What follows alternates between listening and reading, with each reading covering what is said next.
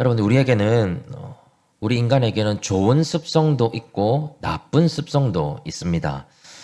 로리 갤러거라는 사람은 우리 인간에게 아무런 대가를 바라지 않고도 남을 돕고자 하는 선한 습성이 있다라고 주장을 합니다.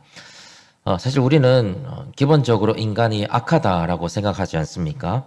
그래서 인간이 아무 이유 없이 다른 누군가를 돕지 않는다라고 생각을 하지만 갤러거라는 사람은 인간에게는 누군가를 대가 없이 돕는 데서부터 오는 아주 원초적인 행복이 내재되어 있다라고 이야기합니다.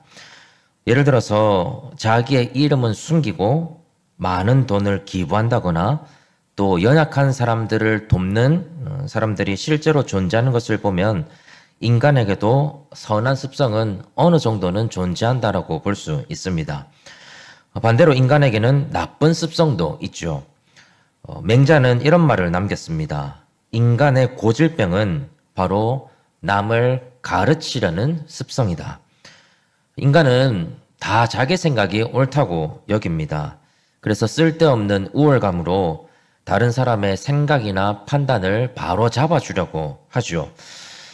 제가 청년부를 담당하면서 당연히 성경에 대해서 또 신앙에 대해서 가르쳐야 하는 입장이지만 마땅히 가르쳐야 할 건 가르치되 저도 모르게 배어있는 가르치려는 습성에 대해서는 조심하려고 노력합니다.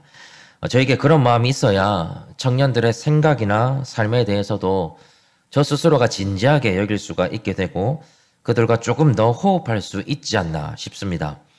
여러분, 성경도 유심히 살펴보면 인간의 습성이 잘 나타납니다. 안타깝지만 성경이 주목하는 인간의 습성은 바로 하나님 앞에 불순종하고 죄를 범하는 악한 습성입니다. 성경의 첫 시작이라고 할 수 있는 우리 창세기 1장에서 11장까지는 총 4가지의 사건이 중심축을 이루고 있습니다. 첫 번째 사건은 아담과 하와가 선악과를 먹고 불순종하는 사건이 있고요. 두 번째 사건은 가인이 아벨을 죽이면서 범죄하는 사건이 있고, 세 번째는 인간에게 죄가 관영한 모습 때문에 하나님께서 홍수의 심판을 내리시는 장면이 있고요. 마지막으로 오늘 본문인 바벨탑 사건이 나오면서 다시 한번 하나님 앞에 죄를 범하는 장면이 나옵니다. 4가지의 사건 모두 인간이 가진 악한 습성을 적나라하게 보여준다는 점에서 공통분모를 가지고 있습니다. 그 중에서도 오늘은 우리 창세기 11장에 나오는 바벨탑 사건을 중심에 놓고 여기에서 드러나고 있는 인간의 죄와 악한 습성은 무엇인지 한번 살펴보면서 하나님께서 우리에게 주시는 영적 교훈을 한번 찾아보려고 합니다. 먼저 오늘 말씀 2절을 한번 보실까요? 우리 2절 말씀 우리 같이 한번 읽어보겠습니다. 시작.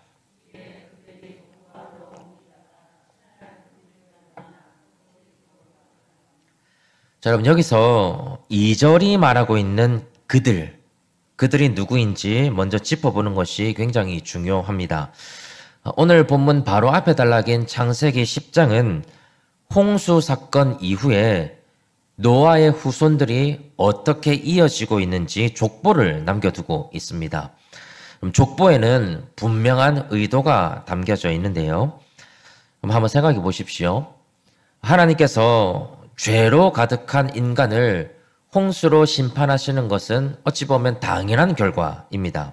그런데 문제는 뭐냐면 하나님은 홍수 심판 이전에 인간에게 생육하고 번성하고 땅에 충만해서 모든 생물을 다스리는 복을 주기로 약속하셨다는 점입니다. 하나님께서 인간을 창조하신 것은 그냥 심심해서가 아닙니다. 하나님의 형상을 닮은 인간이 이 세상 속에 편만하게 존재해서 이들이 하나님의 나라를 이루어가고 하나님께 영광을 돌리기 위해서 하나님은 인간을 직접 창조하셨습니다. 자, 그런데 하나님께서 이런 인간을 하나도 남김없이 심판하신다면 하나님께서 인간에게 주기로 약속하신 복은 사라지게 되겠죠. 그럼 단순히 하나님의 복이 폐기된다 이 정도가 아니라 인간을 창조하시고 이들을 통해서 하나님의 나라를 이루어 가고자 하시는 하나님의 계획도 물거품이 되고 맙니다. 그래서 인간이 사라지는 건 곧 하나님의 뜻과 계획이 사라지는 것과 마찬가지입니다. 자, 그래서 하나님께서는 홍수로 인간을 심판하시되 하나님 앞에서 의로웠던 노아를 중심으로 일부 사람들을 남겨두시죠.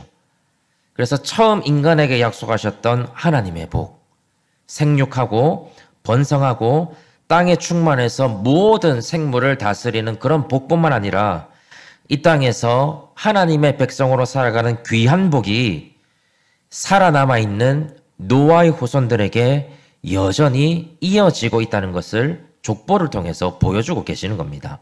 자, 그래서 10장에서 족보는 인간은 하나님 앞에서 불순종할 수 있지만 하나님은 끝까지 약속을 지키시고 하나님의 뜻을 성취하시는 하나님의 신실하심을 보여주려는 의도를 담아내고 있습니다. 자, 이런 맥락에서 보면 11장 2절이 지칭하고 있는 그들은 홍수 심판 이후의 사람들을 지금 의미하고 있고요.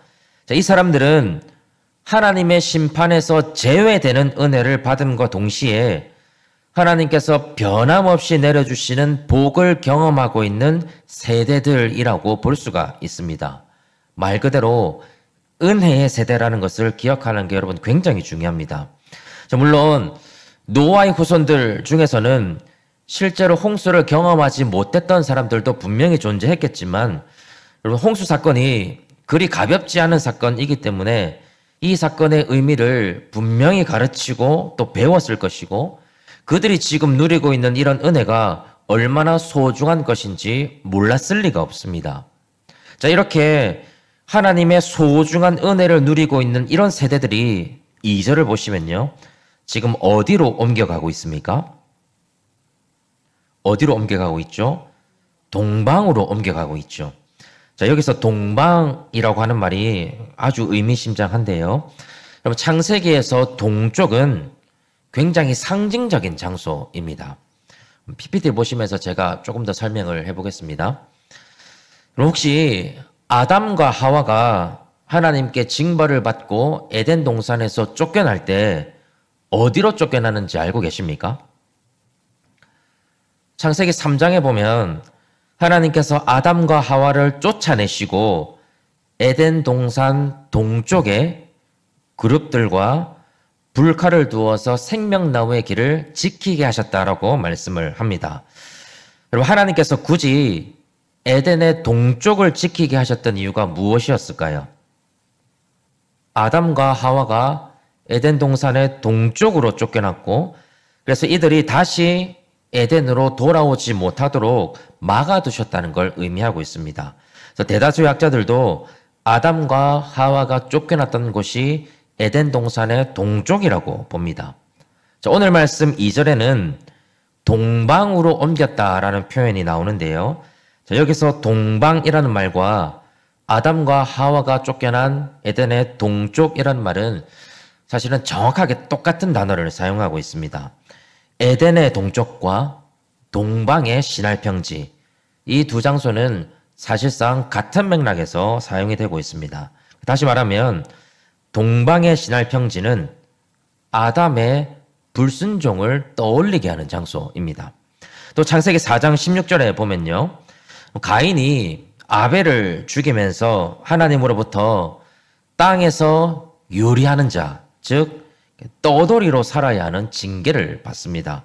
자, 그런데 가인이 하나님의 징계를 무시하고 땅에서 정착하면서 살아가고 싶은 마음에 놋 땅에다가 성을 건축하게 되는데요. 성경은 놋 땅을 정확히 에덴의 동편이라고 이야기를 합니다.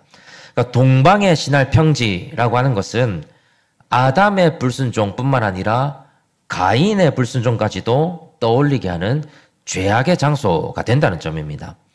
여러분, 성경에는 단 하나의 우연도 존재하지 않습니다. 성경이 의도적으로 지금 같은 단어를 반복하고 있는 것은 성경을 읽는 우리에게 그것이 담아내고 있는 의미가 있다고 힌트를 주는 것과 같습니다. 오늘 말씀 2절에서 노아의 후손들이 동방으로 옮기다가 만나게 된 이 시날 평지는 단순히 거류하기에 좋았던 장소가 아니었습니다. 오히려 창세기 곳곳에서 하나님께 불순종하고 하나님의 뜻을 거역했던 죄악의 역사가 고스란히 담겨져 있는 장소라는 점입니다. 노아의 후손들은 이런 불순종의 땅에 도착해서 일을 벌이기 시작하는데요. 그게 4절에 나옵니다. 우리 4절 말씀 우리 같이 한번 읽어보도록 하겠습니다. 시작.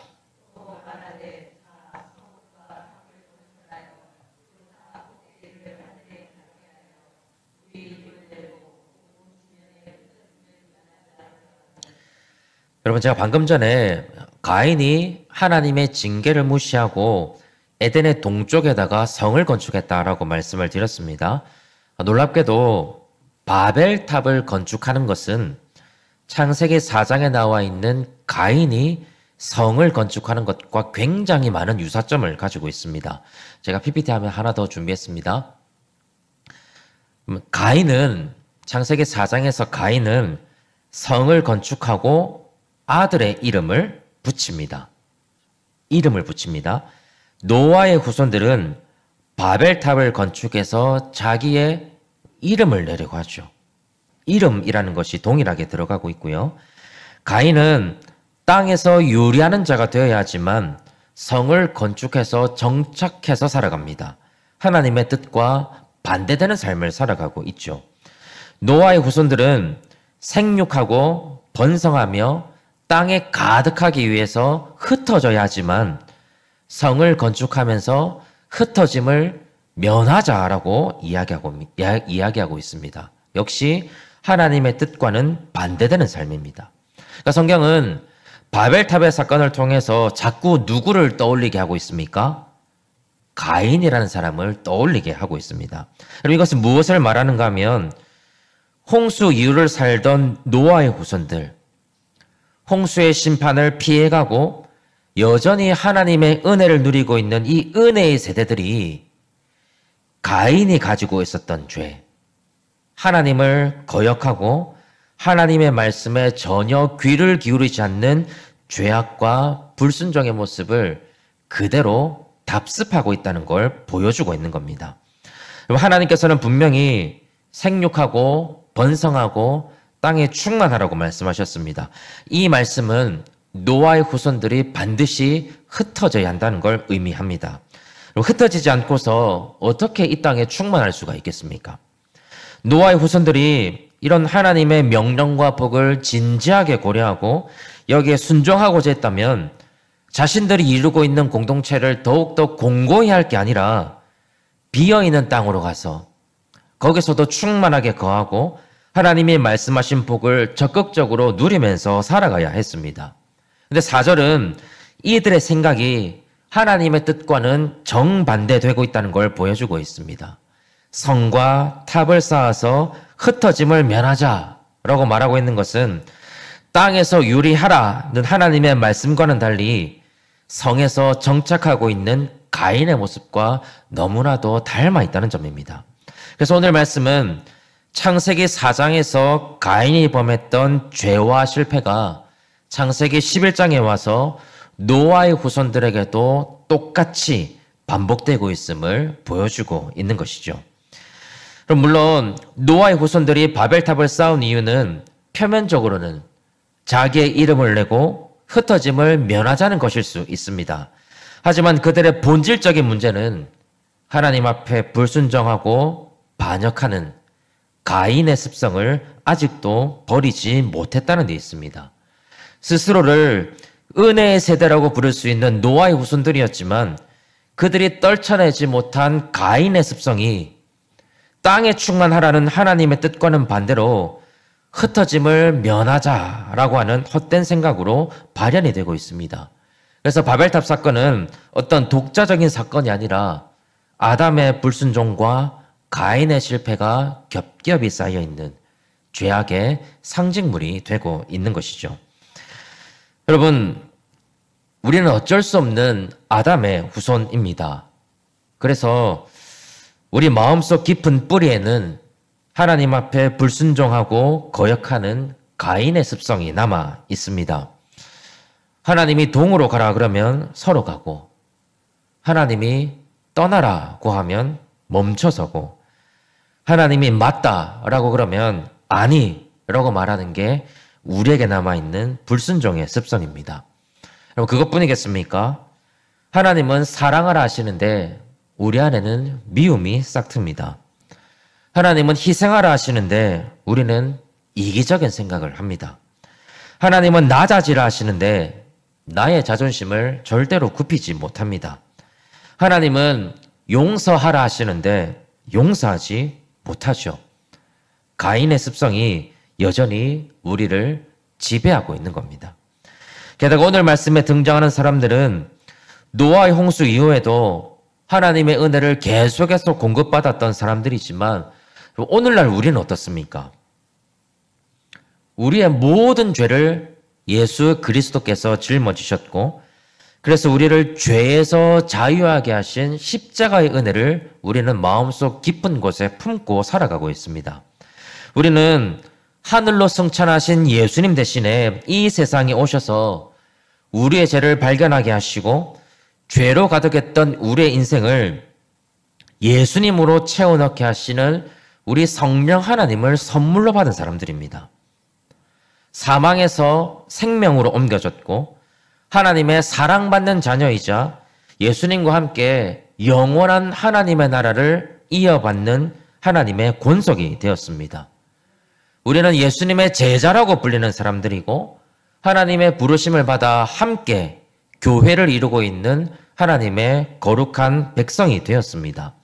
우리는 노아의 후손들 못지않게 엄청난 은혜를 받은 사람들입니다. 어찌 보면 그들과는 비교할 수 없는 예수님의 크신 은혜를 마음속에 품고 살아가는 사람들이죠.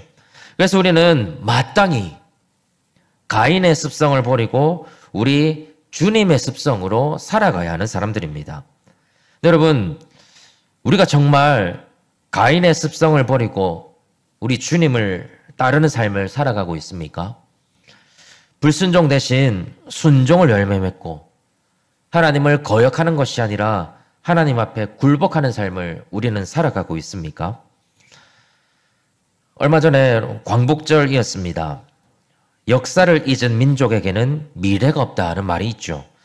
저는 신앙의 세계도 마찬가지라고 생각합니다. 은혜를 잊은 성도들, 그 사람들에게는 성경이 약속하는 영광스러운 미래는 보장되지 않습니다. 오히려 불순종의 열매로 하나님의 징계와 심판을 앞당길 뿐입니다. 고린도후서 5장 17절에는 누구든지 그리스도 예수 안에 있으면 새로운 피조물이다 라고 말씀하고 계십니다. 우리가 그리스도 예수 안에 있는 새로운 피조물임을 기억하고 새로운 피조물에 합당한 우리 주님의 습성을 품고 살아갈 수 있기를 바랍니다. 그리하여서 저와 여러분들이 아담과 가인으로부터 전해져 내려오는 불순종의 굴레를 끊어내고 새로운 피조물에 합당한 그리스도를 닮은 순종의 열매를 맺고 살아가는 그런 은혜의 사람들이 다 되시길 바랍니다. 우리가 이렇게 순종의 열매를 맺기 위해서 우리가 한번 주목해 봐야 할 구절이 6절인데요. 6절 말씀 우리 같이 한번 읽어보도록 하겠습니다. 6절입니다. 시작.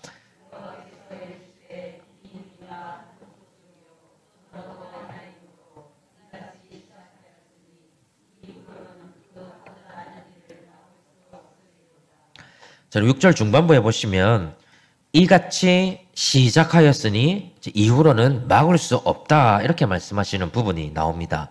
자, 여기서 시작했다라고 하는 말은 일반적 의미에서 시작한다는 뜻이 아니고요. 반복적으로 일을 벌인다 이런 뜻을 가지고 있습니다.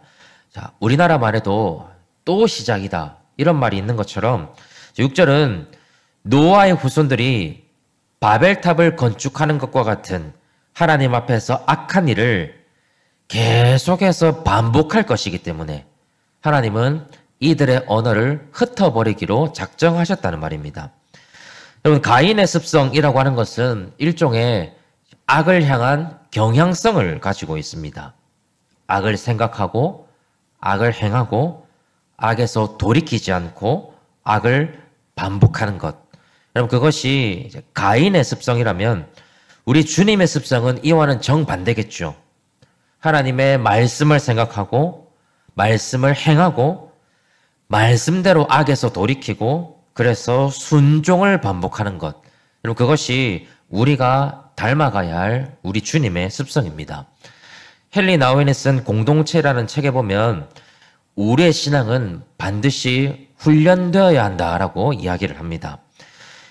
교회만 계속 나오다 보면 예배만 계속 드리다 보면 그러다가 오늘 같은 수요 예배도 나오고 봉사도 하고 신앙생활이 오래되면 갑자기 주님의 습성이 우리 삶에 임하는 게 절대로 아닙니다.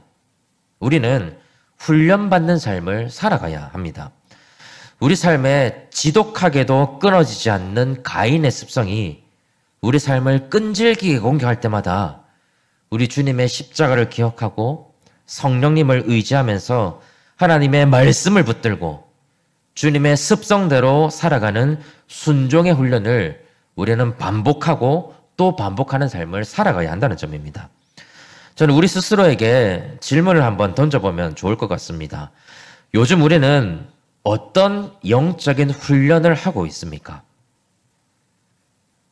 가인의 습성을 절대로 피할 수 없는 연약한 우리가 주님의 습성을 몸에 익히기 위해서 날마다 발버둥 치고 날마다 심혈을 기울이고 있는 것은 과연 무엇입니까? 얼마 전에 프랑스 파리에서 올림픽이 끝이 났습니다. 모든 메달이 다 값지고 훌륭하지만 더 값진 것은 그들이 메달을 따기 위해서 피땀 흘렸던 훈련의 과정이라고 저는 생각합니다. 메달을 땄던 선수들은 보통 TV에서 그동안 얼마나 고되게 훈련했는지 훈련의 영상을 이렇게 보여줍니다. 저는 그 장면을 보면서 한편으로는 참 대단하다 그런 생각도 들지만 또 한편으로는 나는 영적으로 얼마나 피땀 흘려가면서 훈련하고 있는가. 영적인 훈련은 하나도 하지 않으면서 늘 주님이 주시는 영광의 메달만 얻기를 바라고 있는 것은 아닌가 하는 생각이 들었습니다. 얼마나 이율배반적인 사고방식입니까? 여러분, 한 번뿐인 인생, 후회 없이 영적인 훈련에 매진해서 가인의 습성을 끊어내고 우리 주님의 습성으로 하나님께 영광 돌리는 삶을 우리가 살아가야 하지 않겠습니까? 공짜로 얻어지는 것은 금세 사라지기 마련입니다.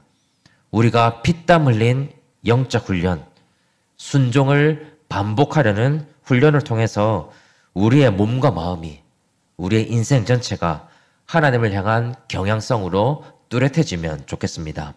이제 말씀을 맺으려고 합니다. 오늘 우리는 하나님 앞에서 나의 바벨탑은 무엇인지 진지하게 고민해 보아야 합니다. 내 안에 있는 가인의 습성이 어떤 바벨탑을 쌓아 올리고 있는지 우리는 솔직하게 우리 자신을 점검해 보아야 합니다. 그래서 나의 바벨탑을 무너뜨리고 그 자리를 하나님을 향한 순종으로 채워 나가야 합니다. 가인의 습성, 우리가 평생에 싸우고 비워내야 할 우리의 십자가입니다. 우리가 이런 영적 전쟁에서 승리해서 우리의 마음 안에 바벨탑이 아닌 우리 주님의 십자가가 더욱더 든든하게 세워질 수 있기를 바랍니다. 그럼 그리하여서 하나님의 말씀에 순종하고 하나님 앞에 영광 돌려드리고 하나님의 기쁨으로 살아갈 수 있는 우리 주님을 닮은 사람들로 성숙해 나갈 수 있는 저와 여러분들이 다 되시기를 주님의 이름으로 간절히 축복합니다.